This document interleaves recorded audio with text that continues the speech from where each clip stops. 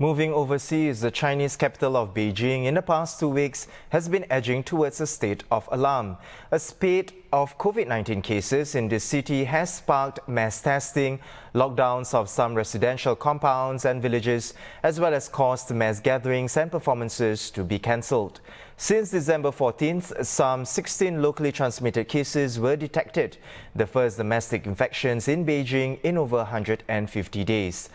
Separate outbreaks were also detected in the city of Dalian, triggering mass testing which uncovered some 28 cases, including 24 asymptomatic ones.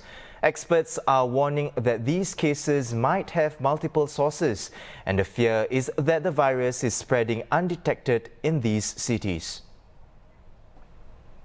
Joining me from Beijing is the Straits Times' China correspondent Denson Cheong. Denson, what is the mood like on the ground? How are the people reacting to the discovery of this latest spate of cases? Well, Jan, it's caused quite a bit of alarm in Beijing where I am. Before this spate of cases, Beijing had not had locally transmitted infection for something like 150 days. So, it's caused quite a bit of concern.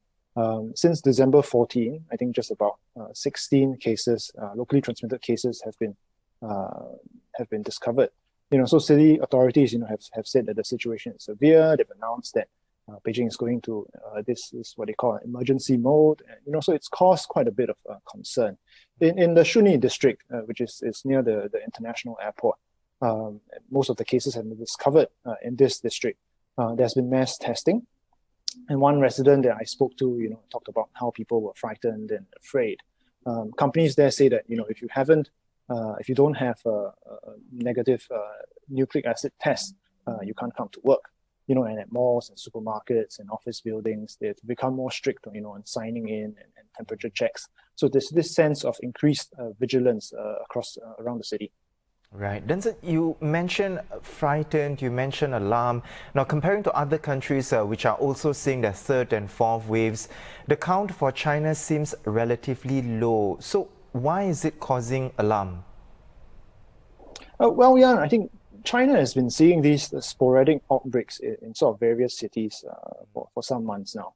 And, by and large, it's been quite successful at keeping these situations under control.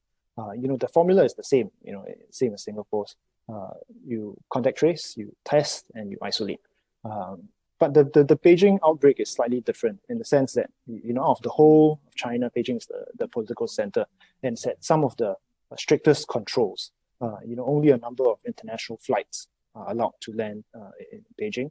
Unlike a lot of the other areas, you have to do a 14-day quarantine. And if you enter Beijing from a different Chinese city after coming in from overseas, you have to do an additional 7 days of what they call medical observation. So the fact that cases have emerged, despite these tight controls, has, I think, caused quite a bit of concern. But, I think it's not like the virus is running rampant here. Despite the mass testing, like I mentioned in Shunyi, they've not discovered a lot of cases. Most of the cases that they've discovered are linked to already pre-existing or already discovered cases. So it's an indication that it's not spreading wildly. And I think another thing to remember is that Beijing is a mega city of over 20 million people. So in their context, the number of cases that they've discovered is not large at all.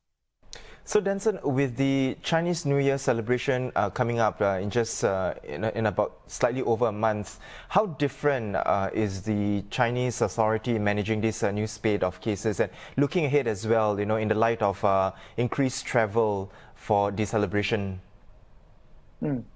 Well, with this current spate of cases, like you mentioned, they have implemented some increased controls. So they've banned sort of large performances. Religious groups have stopped gatherings. They've sealed off residential compounds that where cases have been discovered. Tourist attractions, parks, cinemas, places like these have restricted capacity. And also civil servants have been told not to travel during this holiday period. So it's rolled back a lot of the freedoms that I think city residents have begun to enjoy in the last few months. And I think the main reason is that in Beijing, there's been a kind of fatigue or complacency that set in before this outbreak. and you go out and you see more and more people not wearing masks, at malls and public places. They don't really check your temperature. They sort of just go through the motions.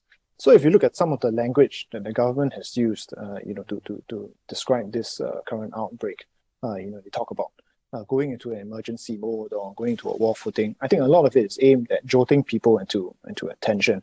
And I think it's because they know that they have this what they call the double festival or double holiday coming, the New Year's Day and Chinese New Year, where a lot of people will be traveling. And I think what they want to prevent is that if there is a case that they don't manage to catch, that this case then goes on and causes outbreaks or super spreader event in other cities and the rest of China. I think that's something that they want to prevent and stop happening. Right. Well, thank you so much, Denson, for setting aside time to speak with us and for providing the updates. I've been speaking to the Straits Times' China correspondent, Denson Cheong. Now, you can read more on his piece at straitstimes.com.